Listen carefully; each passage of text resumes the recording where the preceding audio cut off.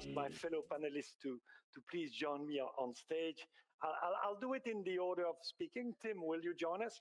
Tim Genders, Head of Commercial for Project Easy's Way in South Africa. Fantastic project. Tim, why don't you, 1, 2, 3, 4, 5, why don't you sit there? And Vincent Garnier, who is running FTTH Council Europe, is the guy responsible for rolling out fiber throughout Europe, literally. Tassos Liratsis, from the Greek Head of Spectrum. Tassos will join us. He's being mic'd up. He thought it was all wireless. There's still, you know. He's the Head of Spectrum at EETT. Chris, you know him well, probably. Bernadette Lewis, Secretary General for the Commonwealth of Telecom Office. Bernadette, please join us on stage. And finally, you have already met him, Hieronymus, who is the Head of Spectrum at DG Connect of the European Commission. Thank you, Hieronymus, for joining us. There is one for you. Yeah, well, I can probably stand up a little bit. I suggest, this panel is about understanding user needs, and we will do it. So there are two aspects, if you like. We will, first of all, a bit like marketing guys, try to understand what is it that user wants, and you will see with Tassos that even regulators can look a little bit like marketing executives sometimes. And then we will try to draw the conclusion for what it means for spectrum management, all right? And I suggest, I have the benefits of a bit of insight into the panel because I was lucky to speak to a number of panelists before. And I would like to speak with a riveting presentation by Tim. And Tim, if you look at the program, is Head of Commercial. So you might say, why is it they sent us a commercial guy rather than a respectable spectrum engineer? But actually, in your project, it's all in the commercial, the genius. Tim, tell us your story. Tell us your story. Okay, so blocking the screen. maybe I'll stand. Yeah, stand, do what you like. As Project Easy, we're in. Yes. Oh, we're gonna. You're right. Thank you. Very so. Yeah, let's move on both sides. Sorry, I'm causing great disruption here. No, digital divide already. You see. Yeah, as Project Easy's way, we're investigating how do we get sustainable community networks, and I'm going to start with the problem that we were. Yeah, that's it. The problem we're trying to solve, and that is actually with education. So a study was done, I think related to UNESCO, around education poverty, which is defined as when a child of age 10 cannot read for meaning. And this is the frightening stats, that when they did it across a number of different countries, in America, 4% of the children at age 10 can't read for meaning. In the UK, it's 3%. In Chile, it's 13%. Iran, it's 35%. In South Africa, and sadly, a lot of the countries north of South Africa as well, it's a staggering 78% of children at age 10 cannot read in their own native tongue language. They cannot read for meaning, which is a massive failure of the education situation in South Africa. So we wanted to use Wi-Fi to solve this problem. We've got this amazing resource called the internet. And we thought, right, let's plug this learning, start plugging the learning of learners into the internet, that they can get online tools to solve this problem. Because this is a frightening stat for the whole of the world. It's a frightening stat for South Africa, but this is in the online economy. This is the state of Africa relative to the rest of the world. And this divide is just going to get bigger unless we address this problem. So what we did is, there's this beautiful village in KwaZulu-Natal, which is rural Zululand of Africa. It's about 6,000 homes. We found a nice high site, and we broadcasted the internet from the high site to 6 schools in that area. The average income of a home is about $80, so it's low income areas, and we were funded by a Dutch company called Voice that use an NGO called 48%. But we didn't want, the challenge was create a sustainable network so that it's a once-off cost, connects the schools on, and carries the internet ad infinitum for the schools. So we connect the schools up, and then from the schools, we connect using a little wireless networks around each school into the homes. So what we also then did is we're doing a capacity trick here. We're giving the schools internet for free. They generally are using the internet between sort of 7 in the morning and 3 in the afternoon. But actually, when you're looking at the sustainability demand, as any ISP knows, it used to be called happy hour in the evening. It's like happy 5 hours that you have to develop the capacity of a network for. So we put the capacity planning down for the evening, and that effectively means that the schools get the internet for free. But what we're doing is we're saying to the local community, buy the internet, become an entrepreneur, sell the Wi-Fi, and as a result of that, you will be able to get internet into your classrooms for your children. So I've got the financial results up here of we've been working at this, and this is the most recent sort of 31 days. And it's sustainable, which is fantastic. We're earning nearly 28,000 Rand. Our cost of internet is about 9,000 Rand. There's a nice amount going to commission. There's a nice amount going to support. And it's a model that is fantastically working and sustaining the schools. We're selling the internet at 5 Rand a day, which is about 25 US cents per day, per device, pay as you go. Okay, so there's no monthly contracts. There's no signing up. If you want it and you got 5 Rand, you can buy it. Sorry, the stars of the show are not me. That's Leafley there. She runs the business. She runs the commercial side. We've got on a program with the DSA funding from the British Foreign Office as well, in terms of growing her mentorship and entrepreneurial schools. And then we've got Sipo, who does the installs behind her. So in terms of the amount of data that we've put out, it's about 2.5 terabytes to the schools, 2.2 terabytes to the schools, and about 3.5 terabytes to the users over the month. We've got 432 active users. And I just wanted to do a quick comparison with more of a European setup, which is 10% of South Africa. So your monthly data usage in a low-income suburb, they're using about 8.2 gigabytes per month. European, I estimate about 40. Maybe that's a little bit low. Leafy suburbs of 40 gigabytes a month. This is per user, not per home. Data daily usage is interesting. It's much more similar, using about a gig a day. We use about 1.3, 1.5 gig a day.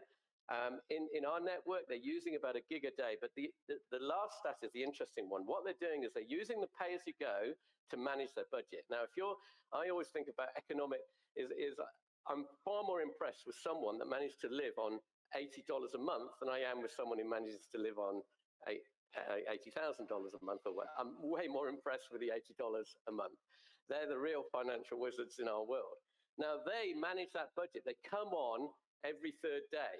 So, or maybe at weekends, and they're using the pay as you go to manage when they come onto the network. Again, I say we tend to go on all the time. They're not as addicted as us yet to the internet, but I think that's coming in the business growth, because it's growing very nicely.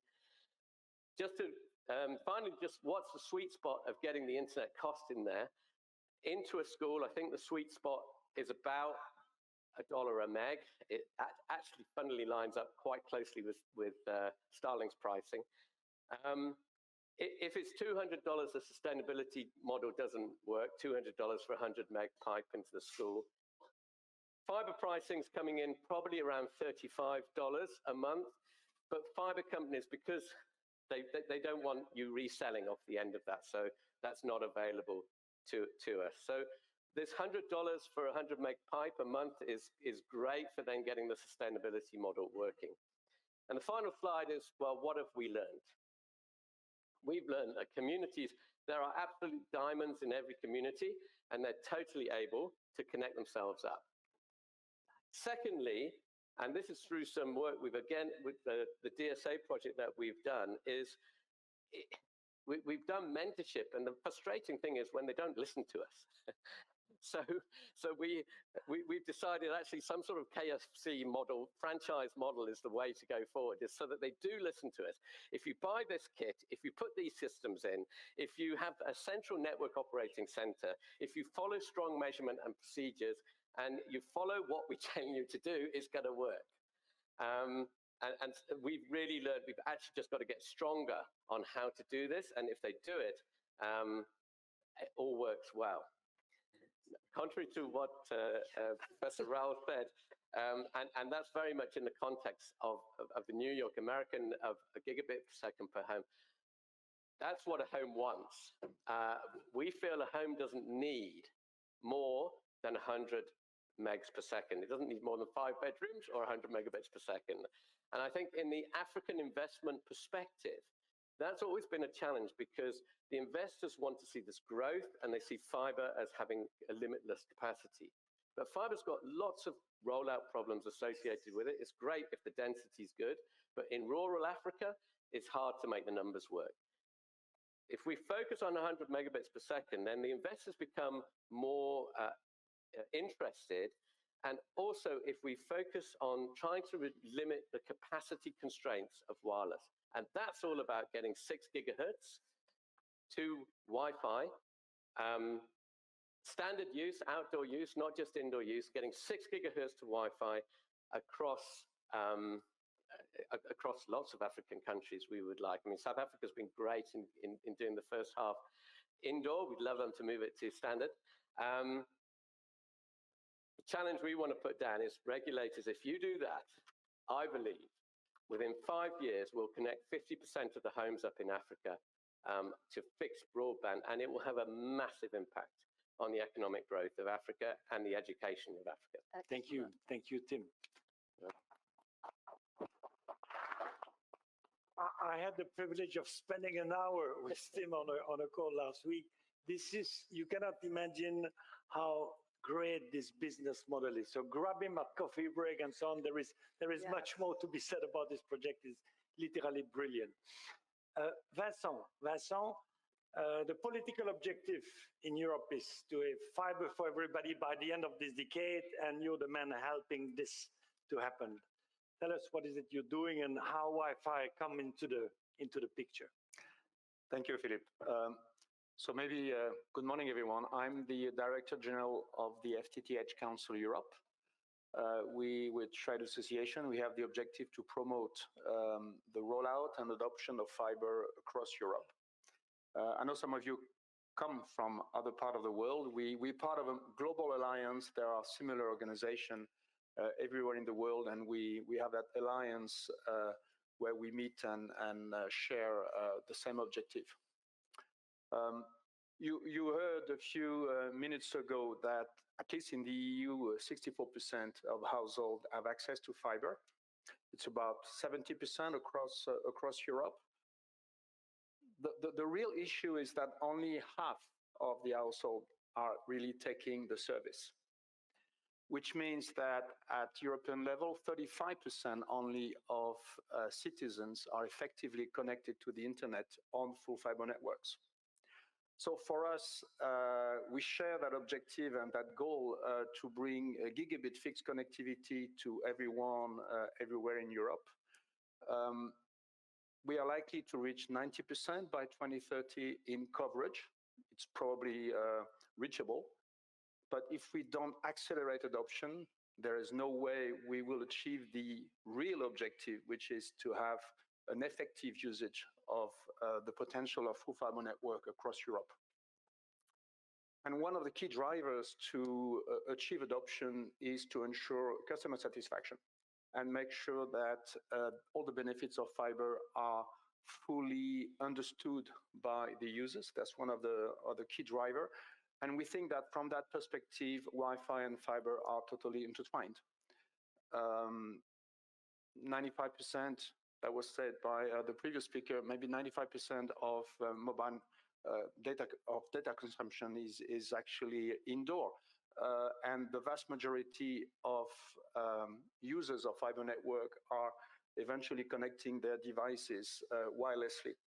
So what we see in Europe is that the network is built to support gigabit infrastructure. It's already offering 10 gig services in many places, and for sure, all fiber network can sustain 10 gigabit bandwidth and even more in the future. For us at the FTTH Council Europe, it's absolutely critical that we ensure enough spectrum to enable that connectivity to the end device to evolve as the network and the access network evolves. We already see that the 6 gig bandwidth at the lower band reaches occasionally its limit for gigabit application. If we move to tomorrow to if we scale up the usage of gigabit application, we will need definitely more channels. I'm not specialized in spectrum, but what I'm hearing is that clearly we're reaching potentially limits. There is no way we should let CPE becoming the bottleneck in the network. It's very important that we ensure that all these investment, these billions spent in deploying fiber, are not in danger of not being monetized, not being used, simply because the very last bit of the connection is failing. So at least from our perspective, we very much support any initiative which would make fiber the future for everyone till the very end of the fixed network. Thank you, Vincent, for this holistic approach of fiber development beyond the network termination point. Tassos, you're a spectrum regulator. Yep, and one of the difficult jobs of being a spectrum regulator is to figure out what are the true genuine needs of the various categories of users. And so you will give us a glimpse on how spectrum regulators can be a bit like a product development executive, trying to figure out what is it that users truly need. And I think that's fascinating. Yeah, thank you, Philippe. You're a bit in my mind, so careful with that. Well, first, I would like really to thank you for inviting me, and especially inviting me in the, let's say, user section, because I try to take my regulator hat off and be a user, and try to talk with myself, user to regulator, and see if I can actually communicate. So, well, I regard myself as a semi-advanced user. So most of the time, I'm pretty sure how I'm connected, if it's the most efficient way, if it is the cheapest way or something, but maybe not always. Let me get my note because I will get carried away otherwise. So I'm really happy about this motto of this summit, the user in the center, and I would really like to see more and more often this sentence, because what we all do should be addressed to the user. And I would like to see all stakeholders to embrace this as their goal. I'm working as a regulator, but I'm also a user, as I said. And I hope that the change I'm seeing during these last years, and what is this change, is the trend from all stakeholders to actually cooperate and not compete with each other with technologies, not being stranded on, let's say, its own island, each other, but try to cooperate and complement each other so that they can actually deliver to the user the service that we think he wants or we think he needs. And this should embrace wired, wireless, satellite, unlicensed Wi-Fi, mobile, everything. That's just to be sure. Are you expressing a wish, or are you observing that guys on the GSMA part of the business and the Wi-Fi publishers are suddenly joining forces and speaking with one voice? Well, I'm not seeing that yet.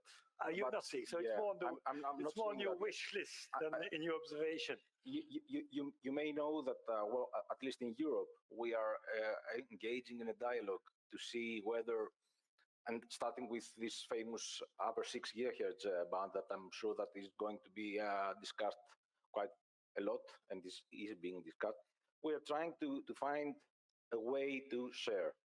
And this is key for me for actual communications and use of spectrum. And I really have hopes that we will be successful on that, because it is an opportunity that we can express ourselves with each other and actually, as I said before, cooperate. So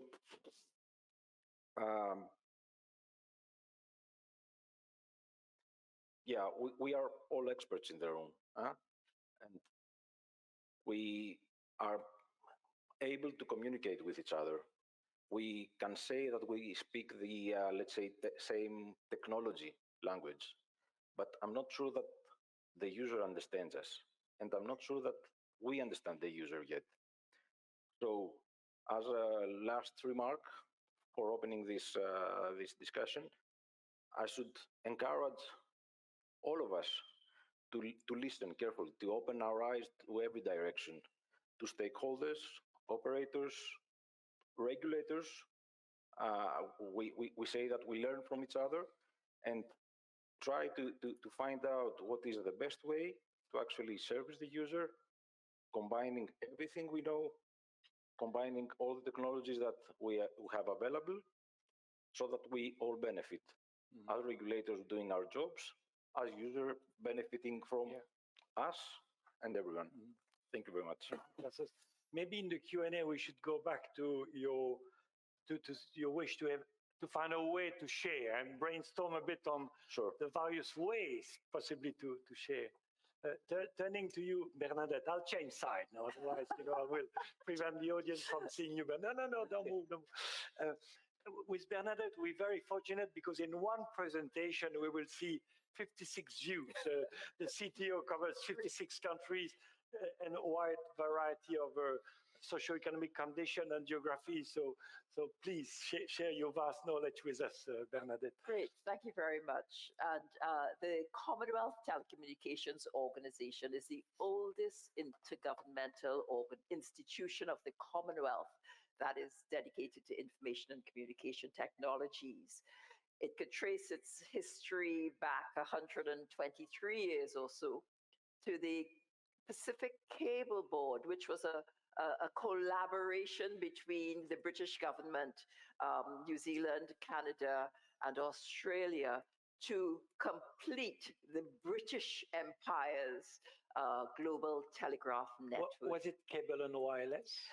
Cable and wireless. No, it was even before cable and wireless. People who remember that name, Before that. Okay. Before that, it morphed into, but the roots of the CTO is in this organization, one that is dedicated to expanding communication networks and also fostering collaboration between governments. Now, at the Commonwealth Telecommunications Organization, we have 33 member countries, and they are scattered across the globe. The Commonwealth Telecommunications Organization is characterized by its diversity. Right, I could just give you some quick stats. 33% of our members are small island developing states, 18% landlocked countries, 15% are of the least developed countries in the world, 12% of our members low income, 48% high middle income, and 12% high income. Now, the thing about accessing the internet and so on, it's closely related to the development of the country. Yes? And also closely related to the level of education. Yes? And that is why what Tim presented is so important and of great interest to us, because the bulk of our members are so far removed in terms of experience what's happening in the developed countries. It's a huge divide. Things are improving, yes. More and more people are accessing the internet, but they're still far behind. And I think there is a need. You cannot there's a need for great innovation in how we approach these challenges. It's not, you cannot use the thinking of the last century, because as we heard this morning, networks have changed. You have extra jurisdictional players, individuals with more power than sovereign states. You have the nature of the cloud, right? 10 years ago, 20 years ago, those were just things we were dreaming about. So the nature of networks and the possibilities is completely different. It requires a different approach, different approaches, different ways of thinking. And it's very difficult to speak to about things in an organization as diverse as ours. There's no one size fitting all. You have to be able to respect and understand the culture of the country, and what solution you bring has to be rooted in the reality of their everyday existence. And I loved the whole thing about the education. It's an important first step, a very important first step. But even before that, just public awareness and education. And you're not just talking about the ICT people, because we find when we do these sort of ICT events, ICT people turn up. That's not who we need to reach. We need to reach the people who don't know about ICT and speak to them in the language that they understand. And you explain the technology in the context of what is important to them, what they would like to do, what they're interested in. All of these things, they may sound like little steps, but they are important. And speaking to the governments and explaining and to the regulators, I felt a little dated this morning. Many years ago in the Caribbean, we did a whole regulatory reform, spectrum management reform project. But there's that need for a continuation of that, because things have changed at a fundamental level. And there, I think, as I listened here this morning, there are tremendous opportunities to leapfrog, making use of the what is available today and now, right? Instead of going through the pain of all the other things, yes, and that opportunity is there. And the only other thing I want to say at this point in time, the whole issue of the language. It's wonderful to have access to the technology, to the networks, and so on and so forth. But my question is, what are you going to do with it? Right? Is there the content that you need? Is it in the right language? Is it in my dialect? Can I get this sort of information I'm looking for? I'm not an English speaker. Yes, these are things that really have to be considered. And I think it is important. There needs to be greater levels of awareness of the possibilities. You have to spark the imagination of what can be done. And that by itself is a driving force. In my experience, what we did, we spoke to the governments, we spoke to the ministers, because they are experts, but they need to be briefed on the possibilities. But we also speak to the man on the street. So you're pushing at both ends and everybody in between. And when you raise the awareness, especially in the government, things happen. If they don't get it, it slows the process down. So I'll just stop there for the time being. Thank you. Yes. Thank you, Ben. And I'll move back here. Hieronymus, I don't want to, it's not because you have a slot this morning that I want to steal your, you can have two speaking slots if you like. But so feel free to say whatever you had planned to say, but let me first throw a question at you. I mean, this is a question tongue in cheek, and I hardly dare to ask it in front of my friend Vincent, but what are Europeans going to do exactly with the fiber and 1 gigabit per second? Already tried this morning, but also in the streets of Brussels, I should say. People after 2 Belgian beers ask me, Philip, what are we going to do with all that capacity? It's true. So, and I'm very pleased that, Tassos, Bernadette, you see there are regulators engaging into understanding end users. So I'm sure DG Connect also have given it a lot of thought. So. Yes. But Belgian beers are strong in alcohol, but still it's a fair question to ask, even without having drunk two Belgian beers. And you heard also the previous speaker that while we do have this 64% coverage, take-up is not there. And this, of course, it's for two reasons. It's not only because people don't know what to do with 1 gigabps, but it's also mainly due to the fact that there are also competing infrastructures which are on the ground, and like the legacy copper networks, and we need to have a policy there to see how we are going to incentivize the transition from the copper networks to the fiber networks, because it's environmentally makes sense, because it's not economically sustainable to sustain two competing fixed infrastructures for long. But it's a fair question, as you say, what are people going to do with 1 gigabps? But I think we should stop looking at the objective with the eyes of today, but also try to get into perspective and see what is coming up at the turn of this decade. We hope that we will see new technological development, also in the wireless area, but also in the fixed, which will justify the use of this frequency. In the video that was broadcast just before from Meta just before our panel, there were clearly a number of use cases where this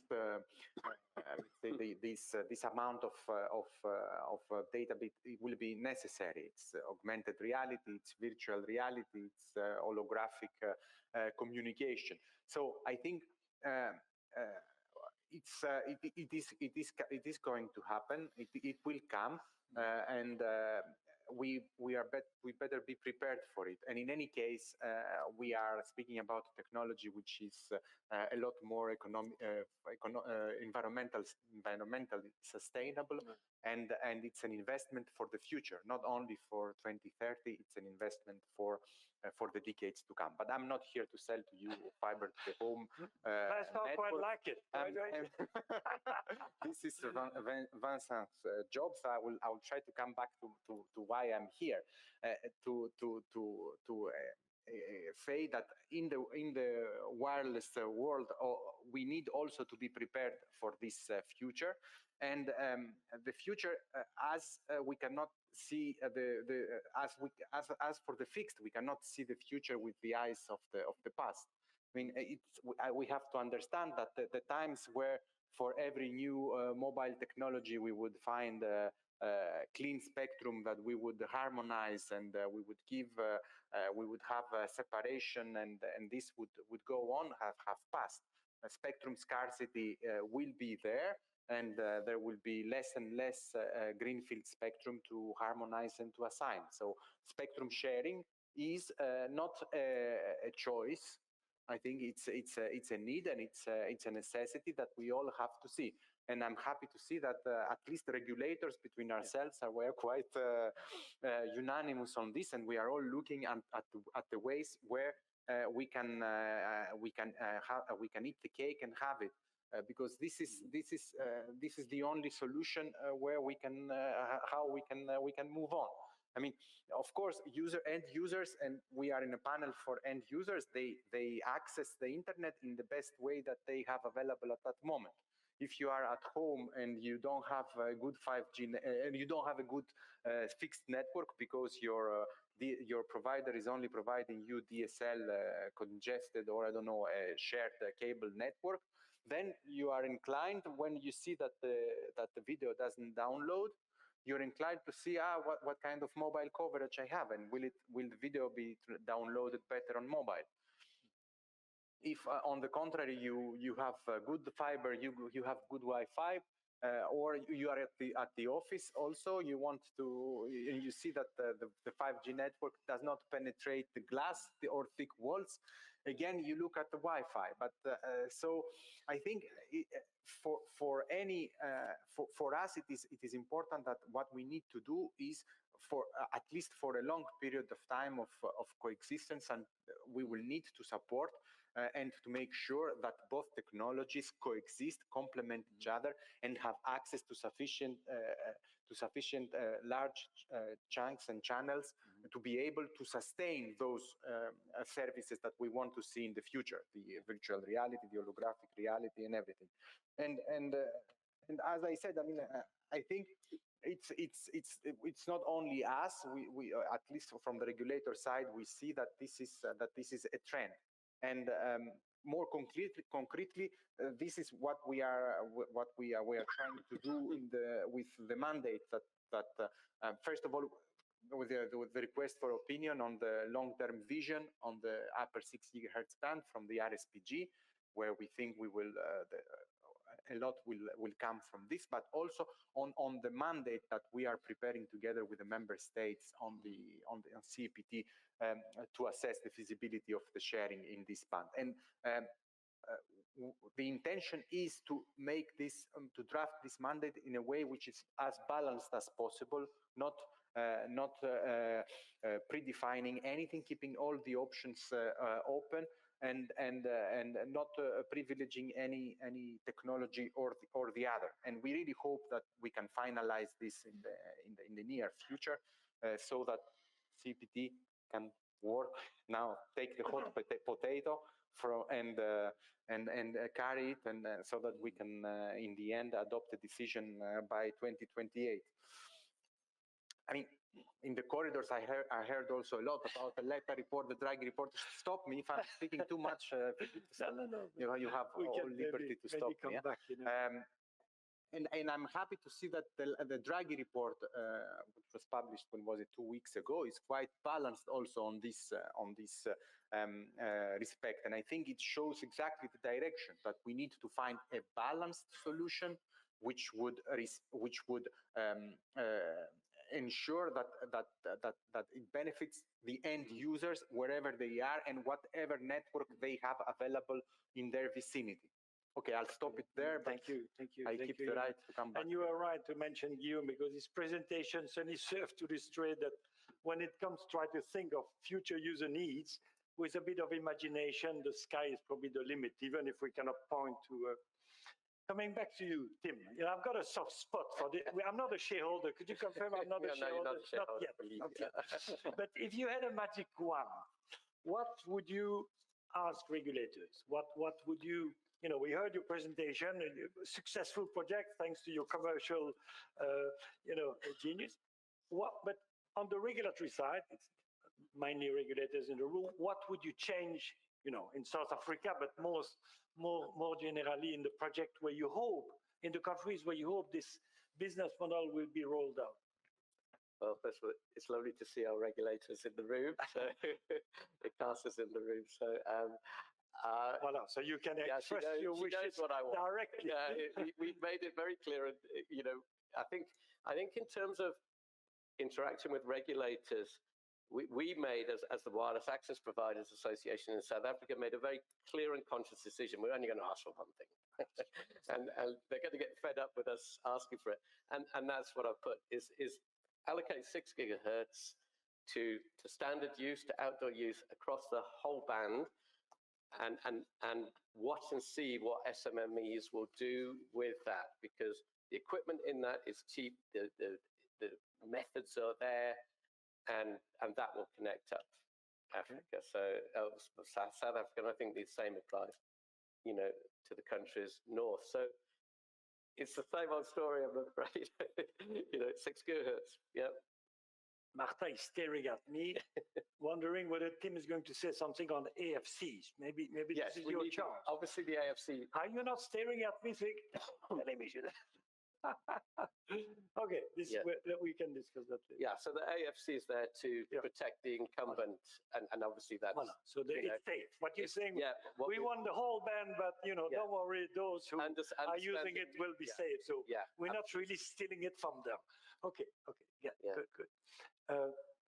What do you say, Bernadette? You speak to regulators in a vast range of countries, Yes. and you just heard Tim, great project, Yes. reasonable demand, it seems, So what do you think? I would like to replicate such a project across, not just across Africa, the Pacific and other under areas where the internet isn't really used because of access or for many other reasons.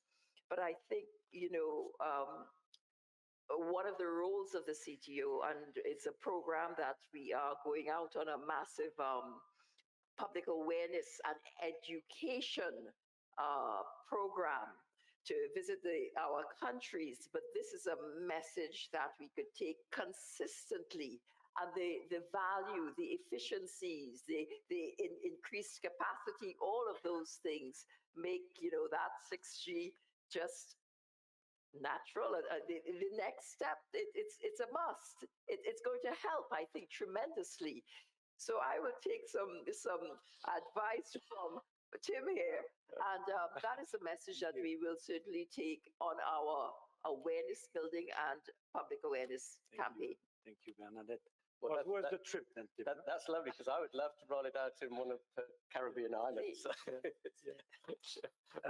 I'd like to come back to you, Tassos. And you said we must find a way to share.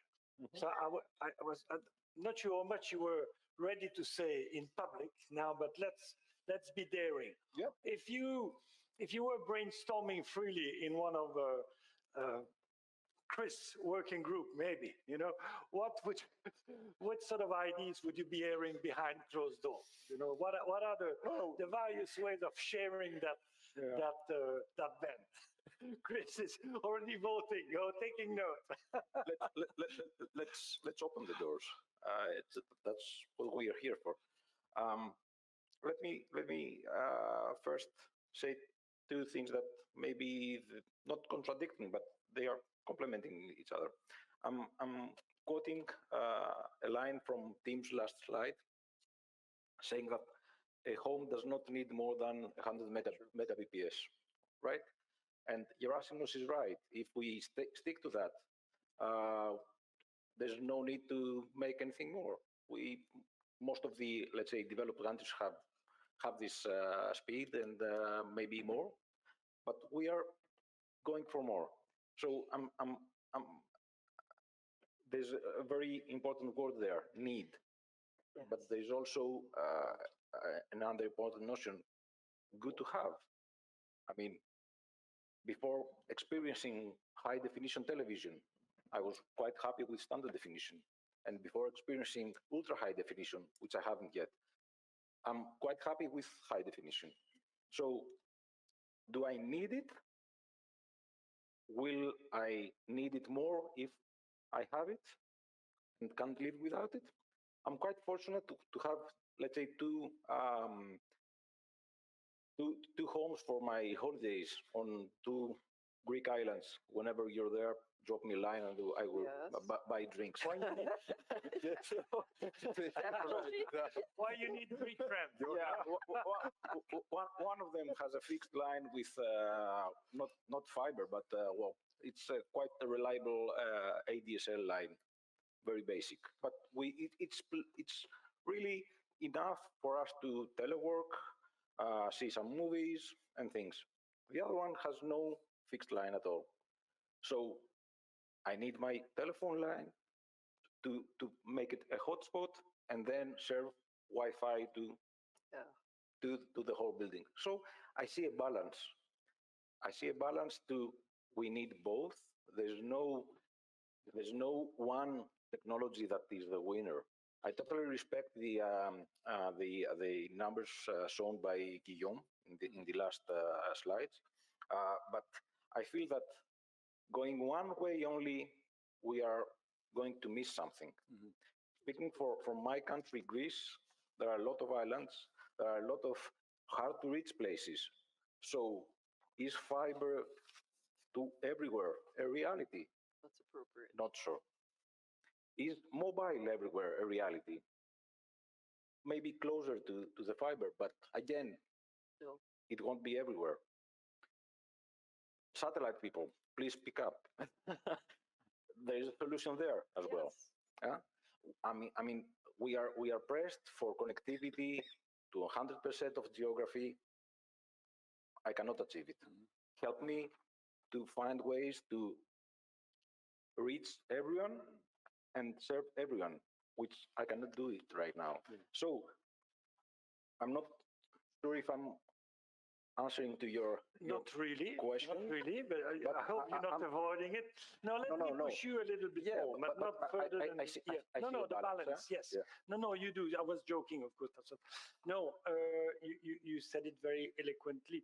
But if we now, because I'm sure this will be discussed in the corridors for the next 3 days, if we list, if you like, the generic options for sharing the bands, what would, and without thinking too much, like you do a list, and after that you can spend, the working group can spend weeks looking at the pros and cons, but is Well, is it rural, urban? Is it night and day? Is it what is I've tried to follow the discussions in the groups under ECC.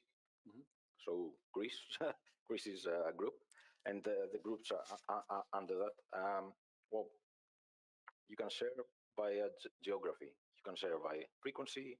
You can share by a time, which is I don't think we should discuss about. You can share via indoor and outdoor.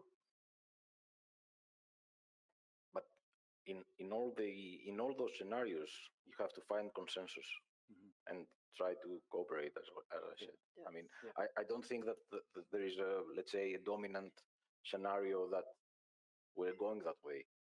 I have not, unfortunately, I have not the time to follow all the discussions around thank you. Europe Thank you, and the world, but what I know is that we started thinking about in CEPT at least towards that way. Yeah. And not just for the 6 gigahertz, the upper 6 gigahertz band, but that comes also involving other technology in other bands and things like that. I mean, there's talk about 7 to 15. Europe has expressed its difficulties about that because there are so many incumbent services.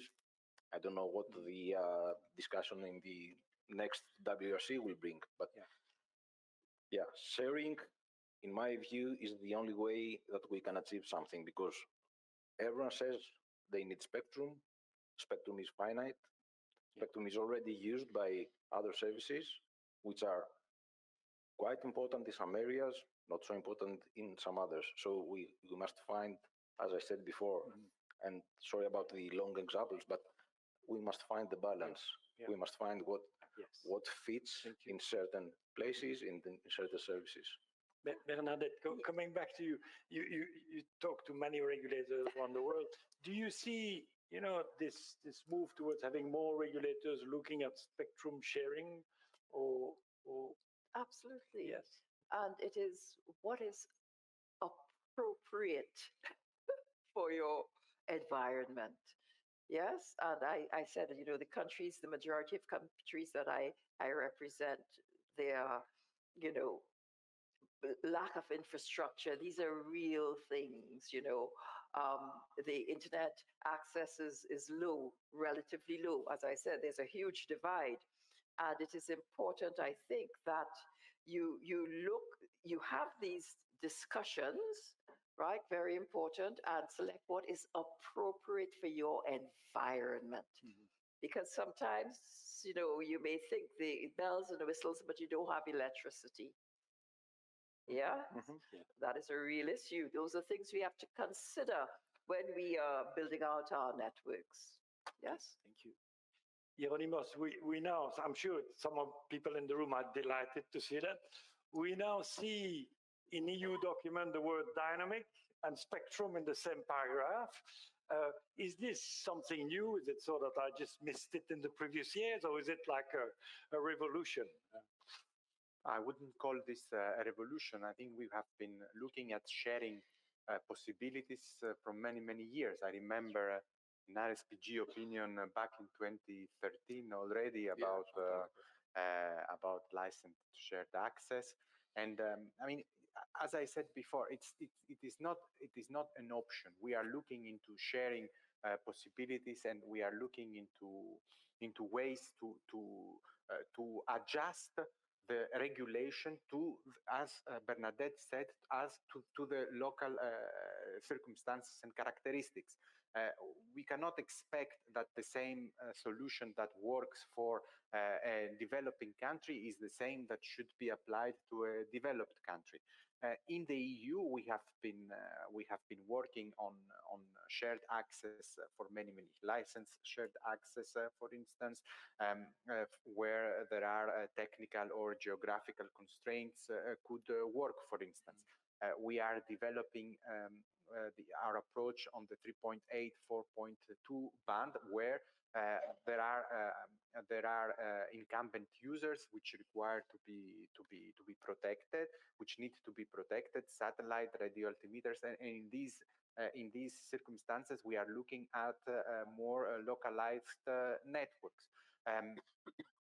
Also, I mean, the future of the UHF band, it's not going to be linear, and it's not going to be when we see how much difference exists between the member states. We have to understand that we need to be flexible, and we need to find a solution which maximizes spectrum use without constraining technology innovation and development. I think the reference in the white paper to dynamic spectrum, to dynamic way of managing spectrum as against let's say static is only taking stock of this of the reality that we have to find always the best way to manage the spectrum. You asked before on the frequency coordination and how it should be done, and we have also references to database in the same sentence, and and there will be a need to use cognitive radio methods to do this. But I think it exists, it will be developed. I also have a lot of faith and trust in artificial intelligence, that it will be a technology which will enable and enable more possibilities in spectrum sharing. And all this, to a certain extent, is linked to what I said in my introductory remarks about the evolution of the networks and the convergence of the 3C networks, because more intelligence is coming into the network, and more computing power with edge computing and more efficient chips and more and better technology with artificial intelligence. So all this, I think it's a pity to not to exploit it for spectrum management. And I mean, you know it better. It's not clear. The progress is geometrical, and so I really hope that by the time we will need to take the decision 2028, we will be in a more comfortable situation. Without the need to make very difficult choices. Thank you, Joseph. Are there any questions from the room? Maybe Icasta to Tim, some details on the project, or I see Scott smiling. I don't know whether it's contentment or whether you bursting to say something. Speak out if you want. Anybody else? Costa Rica, maybe? Sutel, do you want to? Voilà. Thank you very much. La pura vida. Hi, how are you? You know this, huh? Yes. The most beautiful country in the world. Just a question for the project. What is the way of for getting the people the affordability for this project? How do you manage to have all the users connected, and with this you talk about a day by day payment for them. Could you elaborate a little bit more on that? This is the most crucial point of the business plan. Yes, Yeah. go ahead. Yeah, you hit I'm the, going to buy into this project, right after this. you've hit the nail on the head. The real challenge is actually not the wireless network.